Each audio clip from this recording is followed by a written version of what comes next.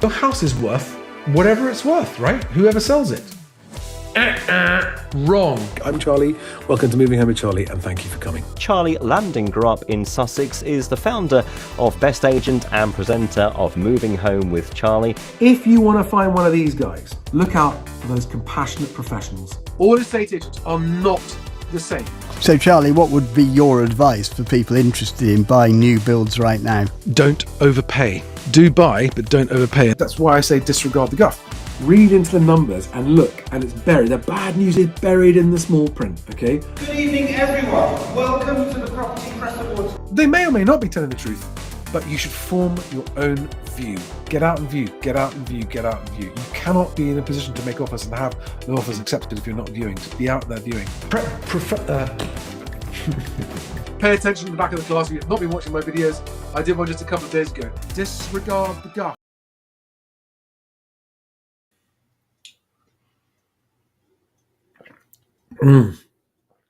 Good evening, everybody. Hope you're well. Welcome to another live stream with me, Charlie Lambden. This is Moving Home with Charlie, where I bring my 25 to 30 years worth of experience from behind the scenes of the home moving industry to help those of you trying to navigate the gauntlet of moving home do so in a slightly easier way with a slightly better chance of succeeding. And I thought I'd start off this evening's live stream while I wait for your questions. And please, this is the main purpose of this live stream, is for you to ask me your questions in the live chat.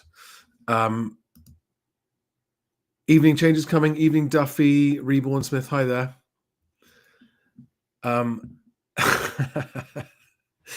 So I thought I'd start off by just pointing out the fact that the UK has the slowest transaction times for moving house of anywhere in Europe, except Greece apparently is as bad as the UK. And just so you know where your expectations should be for living in a country that is a fully tech-enabled, communications-enabled, switched-on, first world, forward-thinking country, right? So 6 to 10 weeks, Austria, Belgium 8 to 12 weeks, Bulgaria 6 to 10 weeks, Croatia 8 to 14, Denmark 4 to 8 weeks, Estonia 4 to 8 weeks, Finland 4 to 8 weeks. And the point I'm trying to make here is that 4 to 8 weeks, 6 to 10 weeks, is not outrageous. Norway 4 to 8 weeks. Right? It is not outrageous at all to be expecting to be able to complete a transaction in 1 to 2 months. Okay? And so why is it that the UK takes so much longer?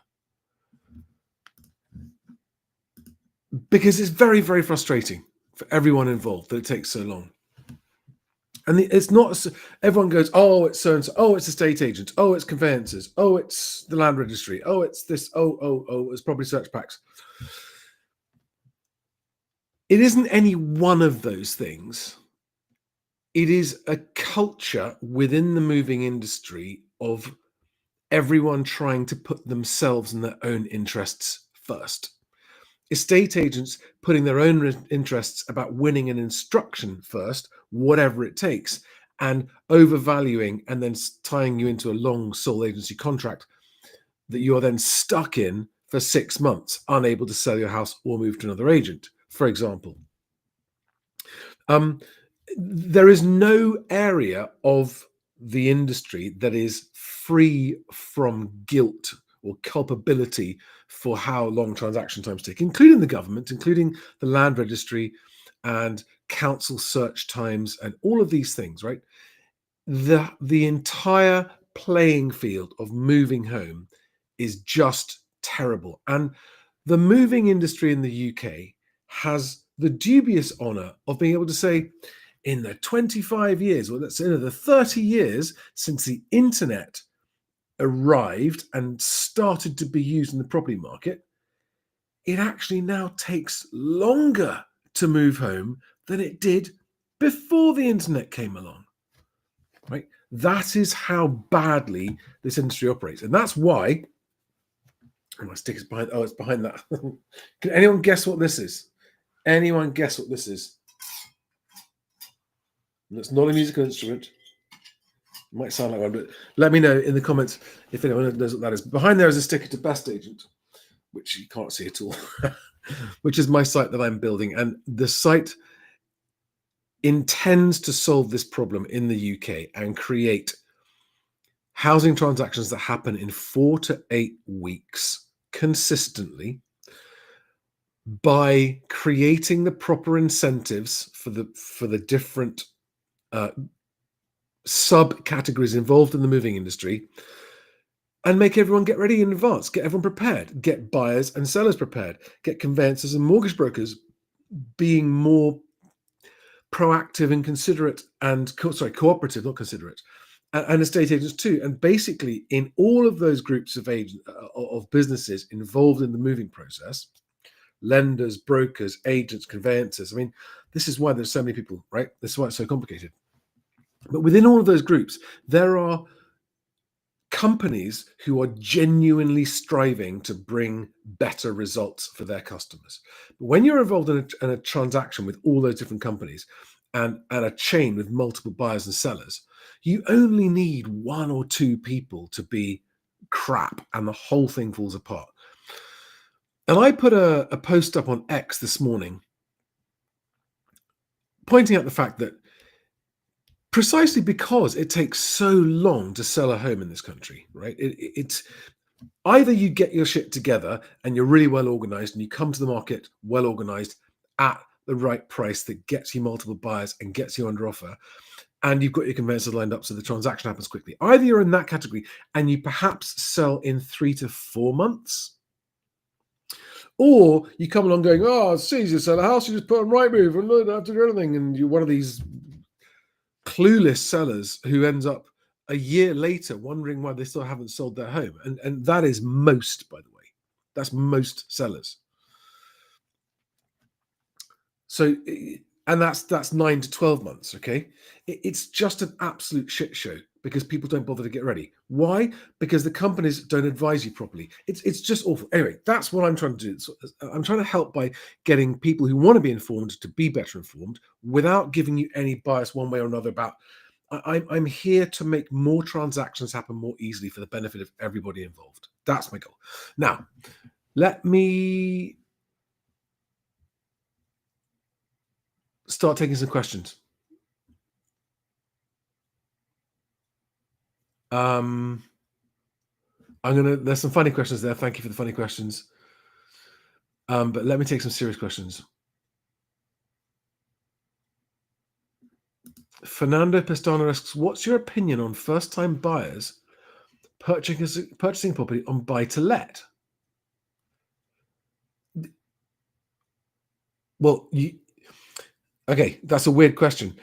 If you're a first-time buyer, it's not buy-to-let, right? Because if you want the first-time buyer stamp duty threshold advantage that you get one time only, you can't use that on a buy-to-let. That's point number one.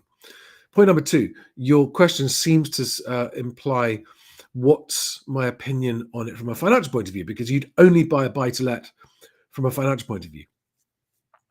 So it's a weird question to my opinion. Like, you can't be first-time buyers are buying a home, buying a buy-to-let. So what are you saying? You stay in rented but buy a buy-to-let just to make money? Is that what you're asking?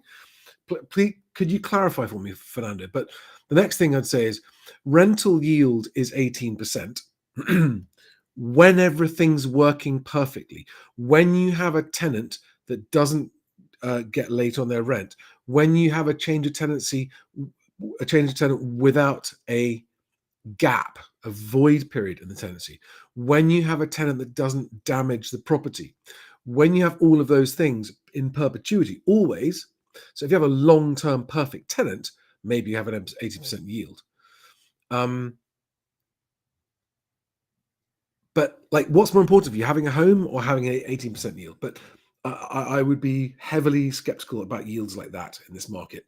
Don't believe the claims on the yields. I mean, there are some good yields out there if you're lucky. With all of those things that can go wrong.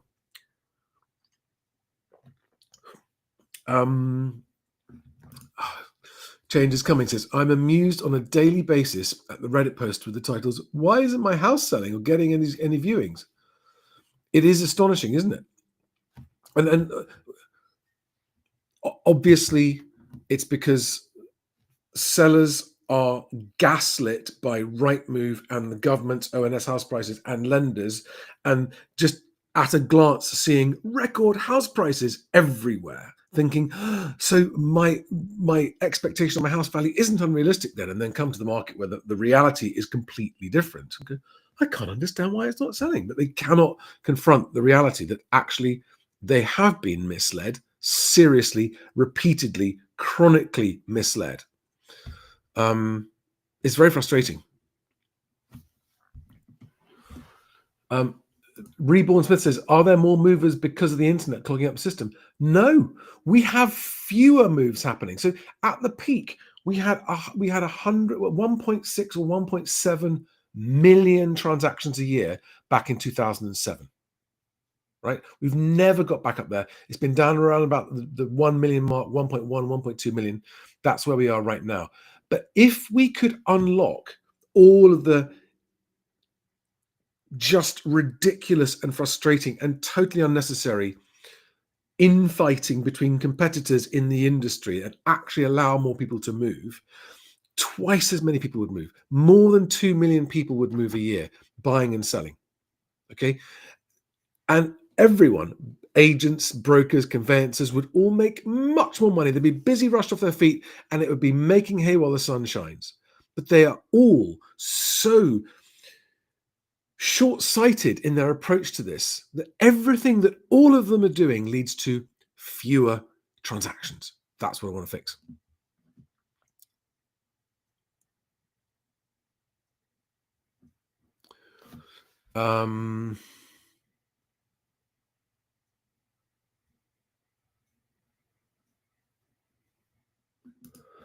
Colleen says, made an offer on a property 4 weeks ago.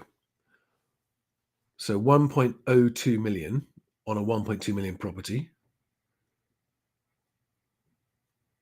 That had a phone call last week to ask if they could submit a counter offer after they rejected it. I'm also looking at rentals and being offered 2K off a 7K listing. What's happening? So, Colleen, sorry, not quite crystal clear on what you're asking here, but if you're asking, is the market changing? Are things changing out there? Yes, I think they are. I think that there are a long list of reasons, all contributing to quite a significant change in the market. And I think it's gone quite quiet, quite suddenly since the stamp duty change happened. Christopher Smith says, hate this market. Viewing properties that have been on the market since December, January, and no one wants to negotiate on price. People that have bought new builds in 2022 for 330K and wonder why they're not selling 400K. I mean, I laugh, but it's incredibly frustrating, isn't it? The thing to do is make your offer. You don't. My whole approach to this, and by the way, in the description below, I've got links to my top 10 golden rules for sellers and for buyers. Make sure you watch those. There's also one on how to renegotiate, and I've got a good selection of videos like this, right? But my whole approach for buyers is that once you've viewed and you're sure you want to make an offer, you work out what your offer price is only once. You don't go in low and then start to negotiate. Then you always lose as a buyer doing that, unless you're the only buyer. You make your offer and you walk away. There is no negotiation if you do the first and final offer using my offer email template. Okay, so just ignore it. Now, yes, a lot of these sellers are convinced they're right about their value, even though literally all the evidence is telling them that they're wrong about it. No, they're convinced. We know the value's okay. How do you know the value's okay? I honestly, genuinely fascinated. What is it that makes you think you're right about the value? How have you convinced yourself of something that isn't true? Because no viewings and no offers is proof that you're not right about the value. And yeah, if you bought a new build in 2022, yeah, no chance it's gone up 20% in a couple of years. Yeah. Duffy, thank you for backing me up. Hard to believe, but when I was buying property in the 90s, transactions from offer to exchange used to take 28 days. Yep.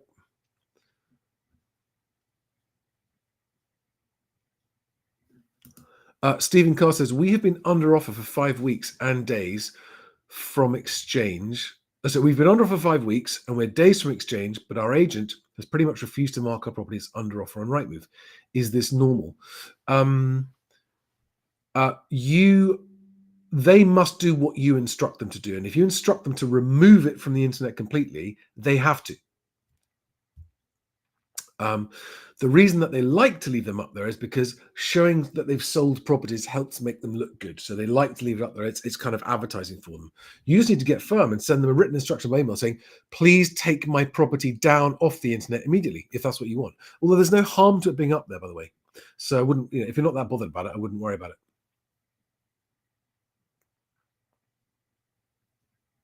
Yeah. Mike 13 says, in 1995, made an offer at the start of December, completed by the end of the year. It is possible. And by the way, it is possible to do that today if people come prepared. How is it that now we have the internet and all this information, buyers and sellers appear to be coming to the market even less prepared than they were in the 90s? I mean, to be fair, there are a few regulations now that didn't exist in the 90s, like anti-money laundering regulations that do slow things down slightly, but not a lot.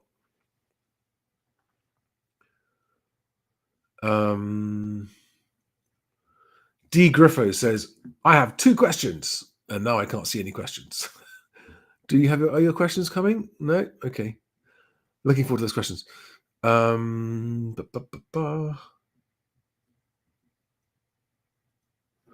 Brian Wolf says, how much is a lease extension likely to be for 1-bed flat in Fulham, part of a house conversion with 48 years remaining? Brian, I'm flattered that you think I'm good enough to be able to go, well, it's going to be £73,500. But without knowing whether it's a 200 grand flat or a £2 million flat, how short or how long the lease is, and all kinds of other stuff, it's completely impossible for me to answer that question. But if you're someone like Brian who wants to know about that, you have to go to a lease extension specialist, a surveyor that specializes in leases, and get a quote from a leasehold extension specialist valuer. That's what you have to do, because every individual property is different.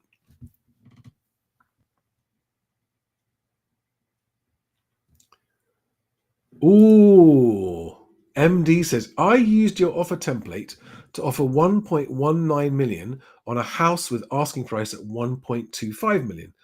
So that's £60,000 below asking. We were the only offer. We are cash buyers with solicitor and source of funds verified. Initially, they rejected the offer. Weeks later, they accepted the offer. And then a week later, decided they don't want it off the market and will only accept my offer if they find an onward purchase. Oh my God, how frustrating.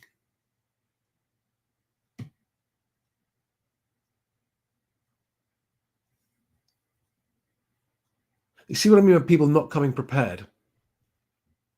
You see, any agent worth their salt would find this kind of information out on a property before listing it, because the agent is going to also lose out if they don't sell.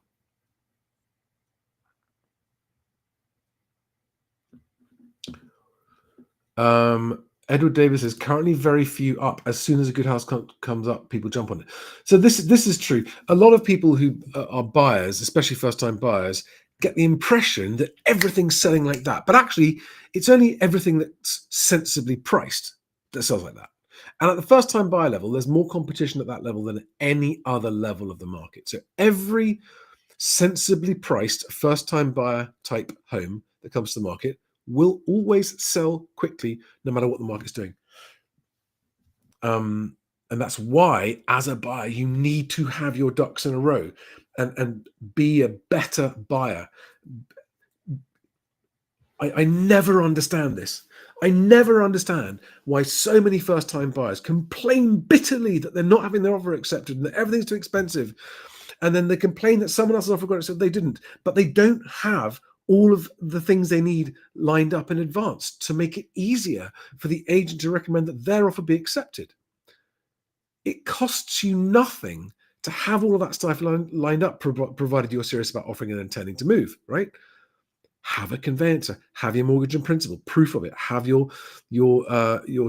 deposit funds, proof of the funds, or confirmation from your conveyancer that they've approved your source of funds. Have everything you need to say that you will buy a property search pack as soon as your offer is accepted. We'll come on to property search packs in a minute because they're really important. It staggers me how many buyers still who watch this channel and who've heard this advice don't bother with getting everything ready. And I know this to be the case because I get contacted by people and they tell me what's happening. I say, "Did you do this? Did you do that?" "Oh, well, no, we didn't really." Well, then what do you expect? I give you this advice for free and you ignore it and then you lose out. And I post all the stories I can of buyers saying, "We used your method and it worked," to prove that I'm not making it up and it is true and real and it does really work.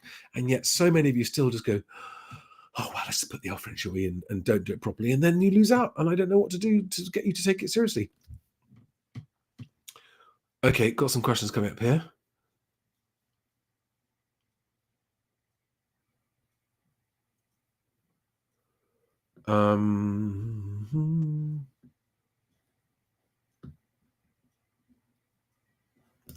D. Griffo says, if a house sale falls through, do the solicitors charge for the work done, or do they charge a portion of the stated fee on top of the works they have done so far? Right. You'll need to ask each individual conveyancer or solicitor for their policy. It varies between buyers if they're doing it for a purchase or for a sale. There are circumstances in which they will always charge for the work done, whether the transaction completes or not, right?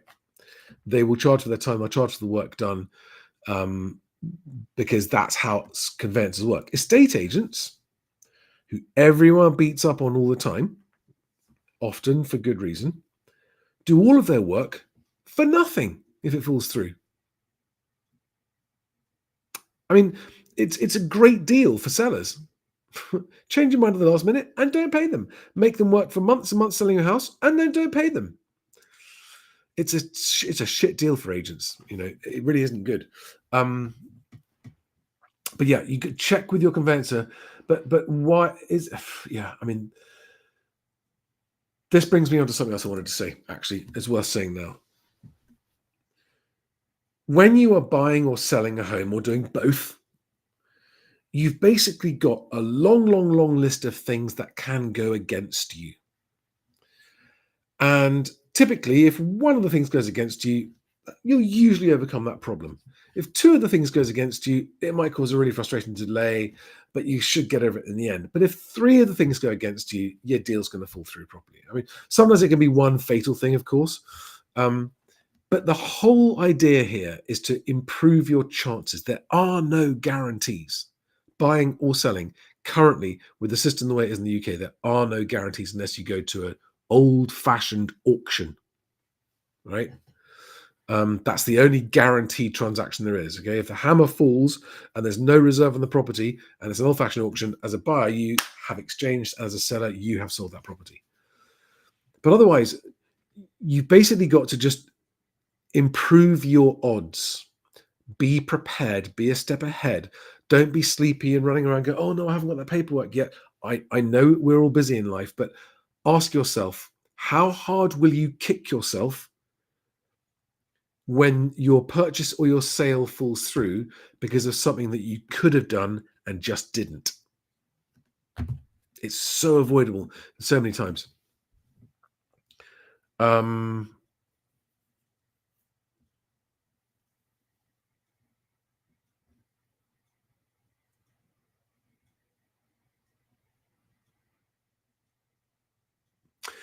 Yeah, D. Griffer goes on to say, I suppose my second question wasn't a question, but putting an offer in on a home, which we have been advised is what the seller's looking for. So you've been advised that the offer is what the seller's looking for. So you're expecting to accept it. Okay. Excited but wary of current events. Well, there's a lot of nervousness in the market at the moment. There's so much uncertainty on so many levels in so many areas. There's uncertainty about what's happening in the financial markets. There's uncertainty about whether the war in Ukraine is going to be ended or not. There's uncertainty about, well, power supplies in Europe. There's a lot of weird stuff going on, isn't there? But I would say to anyone that if you're having doubts about buying, listen to your instincts. it's such a big thing to get wrong that you only want to go through with it if you're really sure. Any more questions?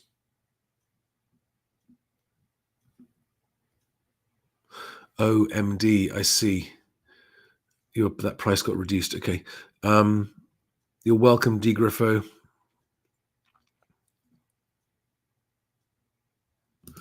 Yeah. Tim Treefrog says to D. Griffo, yep, the same. Wary that the offer I have just put in, house prices are on the decline. It'll be great to know how rapid and how far things will fall. Yes, we'd all like to know that. But don't forget, no matter what's happened to house prices, you still need somewhere to live. Okay. And I know I confuse people by having apparently conflicting things. Don't buy a home with a mortgage, rent and save and invest. I'm just pushing back against the totally one-sided narrative that comes from the moving industry to get people to make better decisions for themselves. And yes, I do see house prices declining. I see them continuing to decline. I think they could get much, depending on what happens with employment and stuff like that and the economy in the UK. There are all kinds of risks we're facing at the moment. There's uncertainty, there's instability. Somehow things seem to be sort of holding themselves together at the moment, but who knows how long they will. Maybe they won't fall apart. There's all that uncertainty, but you need somewhere to live, and it shouldn't affect your decision if you're planning to buy somewhere to live long term. But especially in uncertain times, you want to make sure that you don't overpay. And that's why I teach everything I teach about having everything ready when you make your offers, so that your lower offer has a higher chance of being accepted, then you're not overpaying so much. And if house prices do decline, or when they do decline, your exposure to that downside is limited. Brian Wolf says, what do you think about modern method of auction? Seems a bit shifty and not really a proper auction. Correct. It's a bit shifty, not a proper auction, because there's no guarantee of a transaction. It's a bit scammy. It is legal, but it's this thing where they say to sellers, look, why don't we put your property in a modern method of auction? Sounds cool, doesn't it? Modern method of auction. But actually it's and it's very compelling but it's what estate agents do when they've got a property that just is struggling to sell and isn't going to sell in the open market. And they say, if you sell it through the modern method of auction, you don't even have to pay any fees because the buyer pays the fees. But unlike traditional auctions, it's not a case of when the hammer falls, the property is sold in exchange. No, the buyers get 28 days. The buyers are typically overpaying because the buyer's paying all of the fees. It's a clever thing that was thought up by people creatively to get more property sold and make more money out of it on the harder properties to sell. But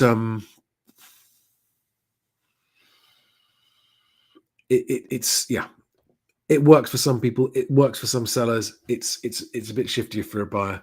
But if the home you really want is there and you're a bit more experienced, and I think they give you 28 days because you have time to get your mortgage together. So as a seller, there's no guarantee that the bidder actually is going to buy it.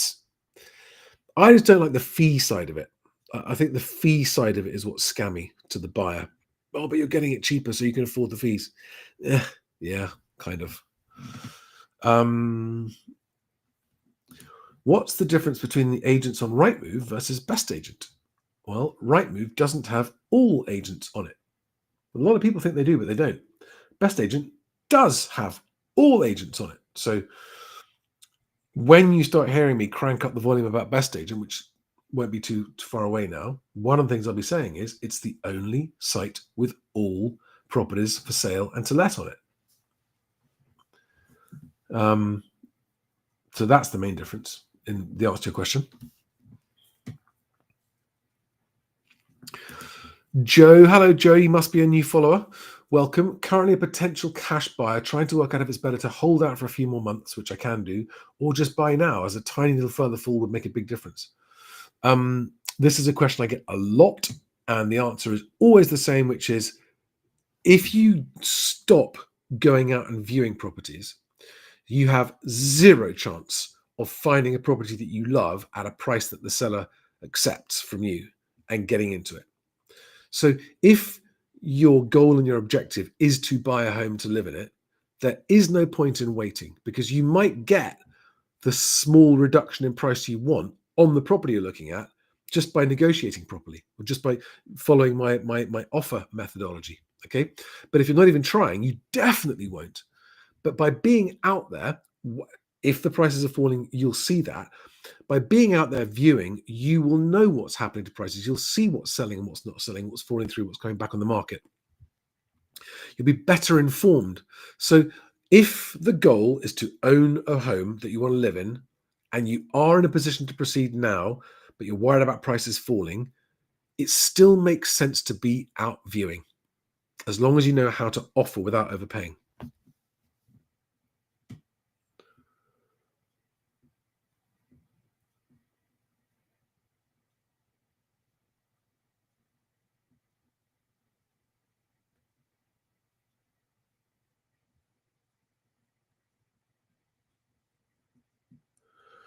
Yeah, Mr. Boosh, talking about modern method of auction, says proper scummy.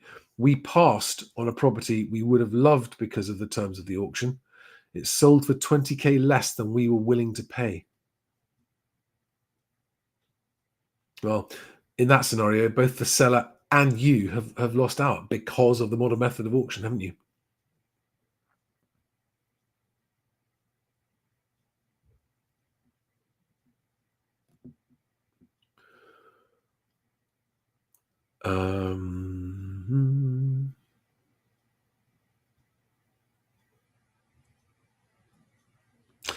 All right, guys. I'm going to call it that, unless we've got any more questions I haven't answered. If you've put a question and I've missed it, copy and paste it to the bottom. And if you're watching on Instagram, yeah, I can't see. Oh, Kim Channon on Instagram says, my house goes on the market next week. God help me. Just, Kim, have you signed? Don't sign a long sole agency contract with the agent. If it's less than 2 weeks, you can get out of it if you have signed one. And just whatever you do, don't overprice. Please go and watch my videos on the top 10 Charlie's 10 golden rules for home sellers. The link is below in the description on YouTube. Otherwise, just search for that video.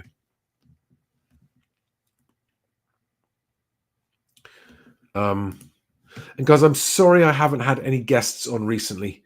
I won't bore you with the reasons why, but yeah, there will be guests on again soon. Conveyancing guests, a surveyor, property search packs.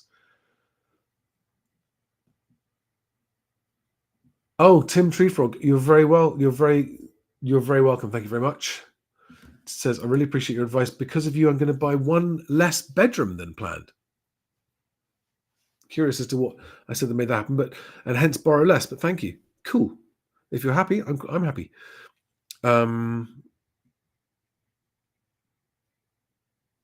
YBA says, hi, Charlie. Is it better to look for a property you can just start living in and paying more for one you can just start living in, or fixing up, just a fixer-upper and fixing it as you live in it?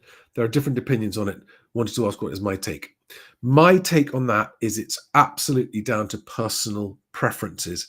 If you're someone that is really handy with DIY and about the house and that kind of stuff, and has a working life that means you're not working from home while there are works happening around you, it's several things, right? It's those kind of things. And you're happy living in a semi-building site, yeah, there are opportunities for that, and there are people who love doing that. If you're someone who is just useless with tools and DIY and that kind of stuff, terrible idea. Buy someone that's ready to live in.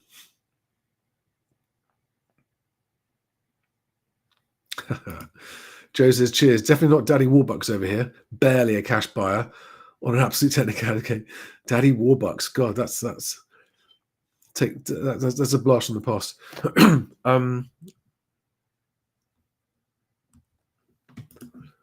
Lonnie, this is a really important message. This is really important what you said here. My responses. So Lonnie Jockstrap, hello, it's a great name, says, couldn't get the estate agent to agree to price our property at a price that would create at least 2 competing buyers. It's not up to the estate agent. It's up to you. It's called an instruction because you instruct the agent to sell at the price you decide.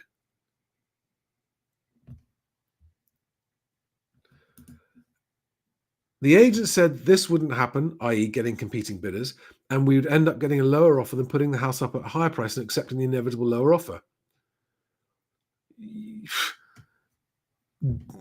Run away. Don't walk away from that agent. Run away from that utterly incompetent, unprofessional, clueless agent. Do not use that agent, Lonnie. They don't deserve to have the job if they're telling you that.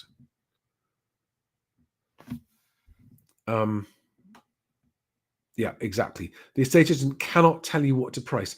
And sometimes if they do, it's because by pricing yours correctly, you're making that other stuff look expensive. That's sometimes why they don't want to do it. Idiots. Idiots. Do they want to sell more property?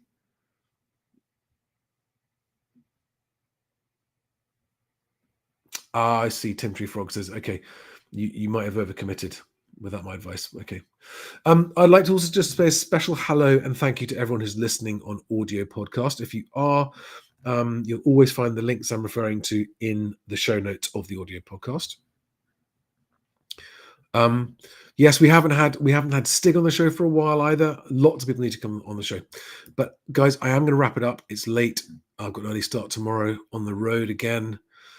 So have a fantastic night sleep, or have a great day if you're watching this tomorrow morning. Remember, always buy a home, just don't overpay. And if you're selling, never sign a long sole agency agreement and don't overprice it. Price it at a level that you get competing bidders to find out what the market will pay for your home. Thanks, guys. Have a good one.